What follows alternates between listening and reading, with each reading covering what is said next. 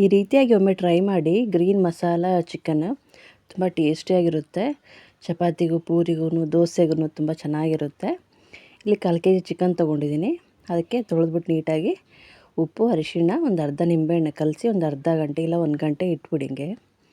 ಮತ್ತು ಈ ಕಡೆ ನಾವು ಗ್ರೀನ್ ಮಸಾಲಾಗೆ ನಾನು ಹಸಿಮೆಣಸಿನ್ಕಾಯಿ ಸ್ವಲ್ಪ ಎಣ್ಣೆ ಹಾಕ್ಕೊಂಬಿಟ್ಟು ಒಂದು ಪ್ಯಾನಲ್ಲಿ ಈರುಳ್ಳಿ, ಬೆಳ್ಳುಳ್ಳಿ, ಚಕ್ಕೆ ಮತ್ತು ಅಲ್ಲ,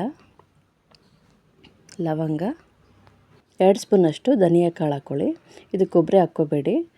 ಹಾಗೆ ಸ್ವಲ್ಪ ಮೆಣಸು, ಪುದೀನ, ಕೊತ್ತಂಬರಿ ತೊಳೆದ್ಬಿಟ್ಟು ಹಾಕ್ಕೊಂಡು ಇದೆಲ್ಲ ನೀಟಾಗಿ ಫ್ರೈ ಮಾಡಿಕೊಂಡು ಎಲ್ಲ ನೀಟಾಗಿ ತಣ್ಣಗಾದ್ಮೇಲೆ ಪೇಸ್ಟ್ ರೀತಿಯಾಗಿ ಮಾಡಿ ಎತ್ತಿಟ್ಕೊಂಬಿಡಿ.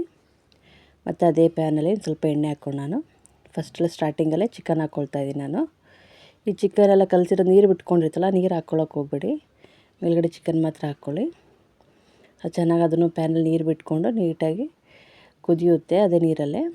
ಅದೆಲ್ಲ ಕುದ್ದಿದೆ ಅಂದಾಗ ಚಿಕನ್ ಬೇಗನೆ ಕುದಿಯುತ್ತೆ, ಚಿಕ್ಕ ಚಿಕ್ಕ ಪೀಸ್ ಕಟ್ ಮಾಡ್ಕೊಂಡಿರ್ತೀವಲ್ಲ. ಹಾಗಾಗಿ ಹಸಿ ಮಸಾಲೆನ ಹಾಕ್ಕೊಂಡು ಚೆನ್ನಾಗಿ ಫ್ರೈ ಮಾಡ್ಕೊಂಡು ಈ ಥರ ಎತ್ತಿಟ್ಕೊಂಡ್ಬಿಟ್ರೆ ಮುಗ್ದೋಯ್ತು ನೋಡಿ. ತುಂಬ ಟೇಸ್ಟಿಯಾಗಿ ಚೆನ್ನಾಗಿ ಎಮ್ಮಿಯಾಗಿರುತ್ತೆ, ಜ್ಯೂಸಿಯಾಗಿರುತ್ತೆ. ನಾವು ನಿಂಬೆಹಣ್ಣು ಹಾಕಿ ಕಲಸಿಟ್ಟಿರೋದ್ರಿಂದ ಒಳಗಡೆ ಚಿಕನ್ ಎಲ್ಲ ಜ್ಯೂಸಿಯಾಗಿ ಬರುತ್ತೆ. ಟೇಸ್ಟು ತುಂಬ ಚೆನ್ನಾಗಿರುತ್ತೆ.